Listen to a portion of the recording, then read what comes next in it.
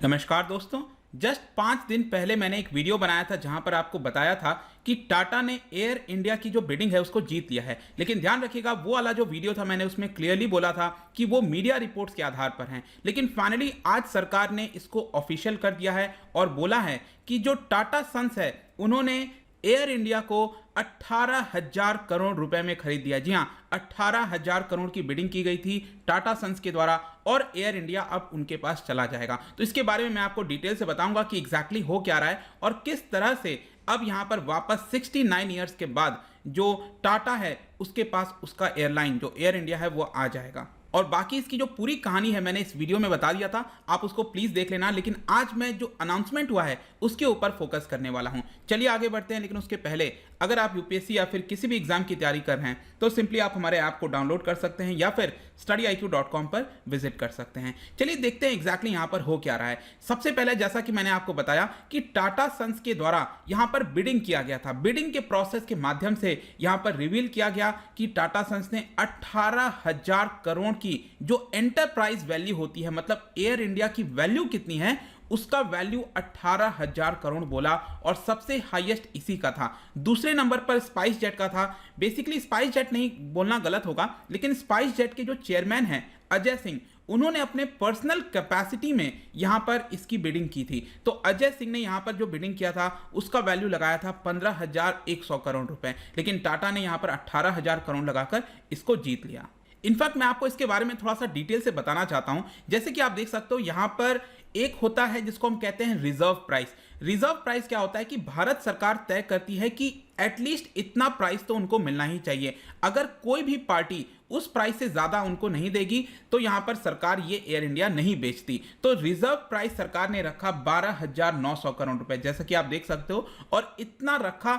इसके ऊपर अगर कोई पार्टी बिडिंग करती तभी सरकार उसको बेचती। तो आप क्लियरली देख सकते हैं इसके ऊपर सिर्फ दो ऐसी पार्टीज थी, that is Thales private limited. ध्यान रखिएगा, टैलेस प्राइवेट लिमिटेड क्या है, ये जो टाटा सन्स है ना उन्हीं की सब्सिडरी कंपनी है। मतलब एक कंपनी उन्होंने अलग से बना दिया था ताकि जो बिडिंग वगैरह है जितना कुछ है वो ये कंपनी देखेगी। तो ये टाटा का ही है, टैलेस प्राइवेट लिमिटेड। इनके द्वारा बिडिंग किया 18,000 करोड़ का, और जो अजय सिंह मैंने आपको बताया 15,100 करोड़ रुपए उनके द्वारा किया गया। लेकिन इसके अलावा भी आपको यहां पर दो कॉलम दिख रहा होगा। देखिए यहां पर जो तीसरा वाला कॉलम आप देख रहे हो ना, ये कैश कंपोनेंट है। कैश कंपोनेंट का मतलब ये होता है कि आप एयरलाइन तो खरीद रहे हो, लेकिन क्या आपके पास डे टू डे बिजनेस चलाने के लिए कैश है कि नहीं है। तो सरकार ये भी तो देखेगी ना कि आप पैसा लेकर आ रहे हो कि नहीं। तो यहां पर क्या होता है कि मिनिमम आपको 15%, मतलब एंटरप्राइज वैल्यू का मिनिमम 15% जो कैश है वो लेकर आना होगा। तो आप खुद देखिए 18,000 की बिडिंग किया, इसका 15% करीब 2700 आता है। मतलब टाटा ने कहा कि हम 2700 रुपीज कैश भी लेकर आएंगे ताकि एयरलाइन को चला सकें। और इसी तरह से आप अजय सिंह का भी देख सकते हो कि उन्होंने भी कैश लाने का कहा। लेकिन जाहिर सी बात है कि यहां पर सबसे ज्यादा बिडिंग टाटा सन्स के द्वारा किया गया, वो जीत गया। लेकिन इसमें जो सेकंड वाला कॉलम है ना, ये बहुत इंपॉर्टेंट है, इसको ध्यान से समझिएगा, क्योंकि इसी से आपको समझ में आएगा कि क्या भारत सरकार को कोई फायदा हो रहा है कि नहीं हो रहा है। क्योंकि आपको समझना है जो टाटा है ना, सॉरी जो इंडियन एयरलाइंस है, एयर इंडिया बेसिकली आप कह सकते हो, याद है ना 2007 में जो इंडियन एयरलाइंस है उसको मर्ज कर दिया गया था एयर इंडिया के साथ। इंडियन एयरलाइंस पहले इंटरनेशनल फ्लाइट्स को देखता था, लेकिन अब उसका कोई वजूद नहीं है। एयर इंडिया एक सिंगल एंटिटी है। तो एयर इंडिया के ऊपर बहुत सारा कर्ज है, करीब 60,000 करोड़ से भी ज्यादा का कर्ज है। आप इमेजिन कर सकते हो, अगर सपोज मैं कहता हूं कि सरकार ने डिसाइड किया कि आज एयर इंडिया को हम बंद कर देंगे, मतलब रोक देंगे, चलाएंगे नहीं, उसके बावजूद भी सरकार को 60,000 करोड़ रुपए पेमेंट करने पड़ते। तो यहां पर आप देखिए कि जो टाटा के पास कर्ज जाएगा, मतलब वैसे टोटल कर्ज तो बहुत ज्यादा है एयर इंडिया का, लेकिन टाटा उतना कर्ज लेने के लिए रेडी थोड़ी होगी। और ऐसा ही हुआ था 2019 में जब सरकार ने इसके बिडिंग के लिए बुलाया तो कोई भी पार्टी बिडिंग के लिए सामने नहीं आई थी। क्यों? क्योंकि सबको लग रहा था कि इतना सारा कर्ज है एयर इंडिया के ऊपर, हम कोई खरीदने वाला नहीं था। फिर फाइनली जाकर सरकार ने अक्टूबर 2020 में जो बिडिंग प्रोसेस वगैरह है इसमें काफी कुछ चेंजेस किया और यहां पर बोला कि आप बिडिंग करिए कि कितना आप कर्ज लेना चाहते हो। आप देख सकते हो टाटा ने कहा कि हम 15,300 करोड़ का जो कर्ज है वो टाटा लेगा। आ रहा है समझ में? मतलब कर्ज होने को तो बहुत सारा है टाटा एयर इंडिया के पास, लेकिन 15,300 का ही कर्ज यहां पर टाटा के पास जाएगा। कहने का मतलब यह है कि टाटा 18,000 करोड़ एक तो सरकार को पे करेगी एयर इंडिया खरीदने के लिए, फिर 2700 करोड़ रुपीस टाटा लेकर आएगी ताकि एयरलाइन चलाया जाए। उसके अलावा 15,300 करोड़ रुपए जो कर्ज है उसका भी पेमेंट टाटा को करना होगा। तो इतना रुपए टाटा एक बार के लिए स्टार्टिंग में खर्च करेगी। अब मैं आपको थोड़ा सा और डेट के बारे में बताता हूं। जैसे कि आप देख सकते हो जो टोटल कर्ज है एयर इंडिया के ऊपर वो 61,560 करोड़ का है। ठीक है, अब इसमें से आप निकाल लो करीब 15,300 करोड़ रुपए, मतलब टाटा खुद ले रही है। बचा कितना कर्ज? करीब 46,262 करोड़। और ये जो कर्ज है ना, ये अभी भी सरकार के ऊपर है। आपको समझना है, सरकार को ये पेमेंट करना होगा। पेमेंट का मतलब यह कि सरकार ने जब ये उधार लिया था मार्केट से, तो सरकार ने गारंटी दिया था कि आप हमें उधार दो, हम आपको गारंटी देते हैं कि आपके पास पैसा आएगा। तो अब आप खुद सोच के देखो, कोई कंपनी थोड़ी है कि वो कह दे कि नहीं मैं तो पेमेंट कर नहीं पाऊंगा। कोई विजय माल्या थोड़ी है या फिर नीरव मोदी थोड़ी है कि कह दे कि मैं पेमेंट नहीं कर पाऊंगा। ये तो सरकार है ना। सरकार अगर मुकर जाएगी तो फिर तो खत्म है, मतलब कि देश में ही प्रॉब्लम हो जाएगी। तो यहां पर 46,262 करोड़ का जो कर्ज है वो सरकार के पास अभी भी है, लेकिन ये जो कर्ज है ना, इसको एक कंपनी के अंदर डाला जा रहा है। इस कंपनी का नाम है air India asset holding company. सरकार ने क्या किया है, एक अलग से कंपनी बना दी है, air India asset holding limited. इसमें क्या होगा, जितना भी डेट है वो इस कंपनी के अंदर आ जाएगा। और इसके अलावा एक और चीज आपको समझना है, एयर इंडिया के पास अभी भी बहुत सारे एसेट हैं। कहने का मतलब बहुत सारे ऐसे लैंड हैं, बहुत सारे ऐसे और भी अलग अलग शहरों में एसेट देखने को मिलेगा। वो टाटा के पास नहीं जाएगा। वो कई सारे जो एसेट्स हैं वो एग्रीमेंट के ऊपर डिपेंड होगा, वो आपका इसी कंपनी के अंडर डाल दिया जाएगा। तो मे भी हो सकता है 46,000 का जो कर्ज है उसमें से सरकार के पास जो एसेट आएगा, बाकी कुछ चीजें आएंगी, उसमें से सरकार 15,000 16,000 करोड़ सरकार को और मिल जाएगा। तो टोटल डेट बताया जा रहा है कि सरकार के पास अभी भी 30,000 करोड़ का होने वाला है। तो ये आपको थोड़ी समझने की आवश्यकता है कि क्यों हम कर्ज के ऊपर इतना फोकस कर रहे हैं, क्योंकि लगातार लॉस होता रहा है। एयर इंडिया के ऊपर बहुत सारा कर्ज आ गया है। बहुत सारे बैंक चिंतित हैं कि क्या उनके पास पैसा आएगा कि नहीं। अब देखिए, ये सारी चीजें इतनी सिग्निफिकेंट क्यों हो जाती हैं। सिग्निफिकेंस यह है कि एयर इंडिया आज तक पिछले 15 वर्ष में अगर आप देखोगे कभी भी प्रॉफिट नहीं कमा पाई है। पिछले 15 वर्ष कभी भी प्रॉफिट नहीं हुआ है, लगातार लॉस होता गया है।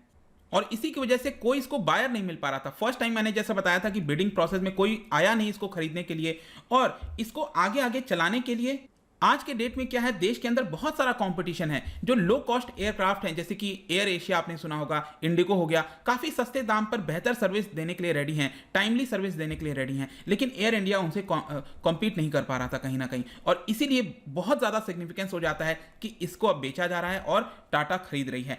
अब क्वेश्चन ये आता है कि एम्प्लॉइज वगैरह का क्या होगा, क्या कोई कंडीशन है? बिल्कुल कंडीशन है। सबसे पहला कंडीशन याद रखना है कि टाटा जो है अगले 1 साल तक किसी भी एम्प्लॉय को निकाल नहीं सकती है, मतलब हटा नहीं सकती। ये नहीं कह सकती कि नहीं अब ये कंपनी हमारी है, आप यहां से चले जाओ, हम आपको नहीं रखना चाहते। टाटा ऐसा 1 साल तक नहीं कर। अगर दूसरे साल करना चाहता भी है तो भी उसको वहां पर एक वॉलंटरी रिटायरमेंट स्कीम लानी पड़ेगी। आपने सुना होगा वीआरएस के बारे में, मतलब एक अट्रैक्टिव ऑफर दिया जाता है एम्प्लॉइज को कि आप रिटायर हो जाओ, एक तरह से कुछ लमसम अमाउंट दिया जाता है और उसके बाद भी कुछ अमाउंट होते हैं। तो एक पूरा अलग मामला है, लेकिन वो दूसरे साल से कर सकती है। टोटल एम्प्लॉइज की बात करें तो एयर इंडिया में 12,000 एम्प्लॉइज हैं। 12,000 में परमानेंट करीब 8,000 के आसपास हैं और 4,000 कॉन्ट्रेक्चुअल बेसिस पर हैं। इसके अलावा आपको पता है लो कॉस्ट एयरक्राफ्ट है आपका एयर इंडिया के पास, जिसका नाम है एयर इंडिया एक्सप्रेस। वहां पर भी 1400 एम्प्लॉइज देखने को मिलेंगे। नेक्स्ट यहां पर क्वेश्चन आता है कि टाटा के लिए क्या ये एक अच्छा डील है, क्योंकि टाटा आपको पता होगा ऑलरेडी इस समय एयरलाइन बिजनेस के अंदर एंटर कर चुकी है। विस्तारा आपने सुना होगा, एयर एशिया के अंदर इनका मेजॉरिटी स्टेक है। तो क्या टाटा इसको लेकर कहीं गलती तो नहीं करी? बहुत सारे क्वेश्चन आएंगे। देखिए, एयर इंडिया में प्रॉब्लम तो है, वो हमने सब कुछ देख लिया, कर्ज है बहुत सारा, लेकिन इसके साथ साथ आपको समझना है एयर इंडिया के पास जो एसेट है, जो क्वालिटी है, जो इसका एक नाम है ना, वो अपने आप में बहुत बड़ी चीज है। कई सारी चीजें इसके साथ मिलेंगी टाटा को। जैसे कि मैं आपको बताऊं, जो फॉरेन एयरपोर्ट्स हैं, वहां पर फॉरेन एयरपोर्ट्स पर स्लॉट लेने होते हैं। अगर आपको फ्लाइट को लैंड कराना है तो स्लॉट चाहिए। स्लॉट्स ऑलरेडी एयर इंडिया के पास हैं, तो यहां पर टाटा को प्रॉब्लम नहीं आएगी। बहुत सारे लुक्रेटिव डेस्टिनेशन है एयर इंडिया के पास, जैसे गल्फ कंट्रीज के साथ, क्योंकि भारत और उन गल्फ कंट्रीज के साथ यूएई हो गया, सऊदी अरब हो गया, उनके साथ एक बायलैटरल एग्रीमेंट हो रखा है। और इसी की वजह से टाटा जब कोई खरीदेगा उसके पास ये सारे रूट्स भी अपने आप मिल जाएंगे, जो कि बहुत ही लुक्रेटिव है। वो वहां पर काफी अच्छा कमाई कर सकते हैं। इसके अलावा एयर इंडिया के पास स्टार अलायंस ग्लोबल नेटवर्क का भी मेंबरशिप है। सॉलिड मिक्स ऑफ नैरो, मतलब बहुत सारे एयरक्राफ्ट मिलेंगे। कोई नैरो बॉडी वाले एयरक्राफ्ट हो गए, कोई वाइड बॉडी वाले एयरक्राफ्ट हो गए। तो ये सारी चीजें टाटा को यहां पर मिलने वाली हैं। अब आप खुद सोचो कि इस समय जो टाटा के पास एसेट है एयर एशिया का, विस्तारा का, अगर उसके माध्यम से अगर वो इतनी सारी चीजें लेने की कोशिश करता तो उसको बहुत वर्ष लग जाते, लेकिन एक झटके में यहां पर आप देख सकते हो एयर इंडिया को खरीदकर टाटा ने यहां पर सभी कुछ अपने पास ले लिया है। मतलब कि एक बहुत बड़ी प्लेयर बनने वाली है एयरलाइन सेक्टर में, आप कह सकते हो आगे आने वाले दिनों में। इसके साथ साथ जैसे मैंने बताया था कि जो एयर इंडिया का लो कॉस्ट एयरलाइन है एयर इंडिया एक्सप्रेस, वो भी इसके पास आ जाएगा। 50% ऑफ AISATS। AISATS क्या है बेसिकली कि देश के अंदर बहुत सारे मेजर एयरपोर्ट्स हैं जहां पर कार्गो की हैंडलिंग वगैरह की जाती है, तो वो कंपनी का 50% हिस्सा भी इन्हीं के पास है। तो आप समझ सकते हो कि कितना सारा प्रॉफिट होने वाला है टाटा सन्स को। इसके अलावा अगर हम बात करें लैंडिंग और पार्किंग स्लॉट्स की, जो कि बहुत इंपॉर्टेंट होता है, तो एयर इंडिया के पास 4400 domestic and 1800 international landing and parking slots हैं एट डोमेस्टिक एयरपोर्ट्स। इसके अलावा ओवरसीज एयरपोर्ट पर भी आप देखो तो 900 स्लॉट्स वो एयर इंडिया के पास हैं, जो सब कुछ फाइनली टाटा को मिलने वाला है। और इसीलिए देखिए आज रतन टाटा डी के द्वारा इसको ट्वीट किया गया, बोला वेलकम बैक एयर इंडिया, और उन्होंने बहुत सारी अच्छी चीजें लिखी। देखिए सबसे पहले उनके द्वारा यह बोला गया कि एक बहुत ही अच्छी खबर है, जो एयर इंडिया है वो टाटा के पास वापस आ गया है, 69 ईयर्स के बाद आया है, लेकिन इसको चलाने के लिए, इसको रीबिल्ड करने के लिए बहुत सारा एफर्ट चाहिए होगा, और होपफुली हम इसको कर पाएंगे और जो मार्केट है उसको टर्न अराउंड करने की कोशिश करेंगे। साथ ही साथ उन्होंने JRD टाटा का भी नाम लिया, और मैं आपको बताऊं तो JRD टाटा ने 1978 में जब मोरारजी देसाई की सरकार आई थी, तो उस समय JRD टाटा को एयर इंडिया के बोर्ड पद से हटा दिया था। तो उस समय JRD टाटा का बयान आया था कि देखिए मुझे ऐसा फील हो रहा है कि किसी पिता से एक बच्चे को छीन लिया गया है, इतना ज्यादा उनके करीब था, एक इमोशनल मोमेंट आप कह सकते हो। तो यहां पर JRD टाटा के लिए भी कहा कि अगर आज वो होते तो ओवरजॉयड हो जाते इसको देखकर कि वापस से टाटा के पास एयर इंडिया आ रहा है। And we also need to recognise and thank the government of India. उन्होंने गवर्नमेंट को भी थैंक्स बोला और कहा कि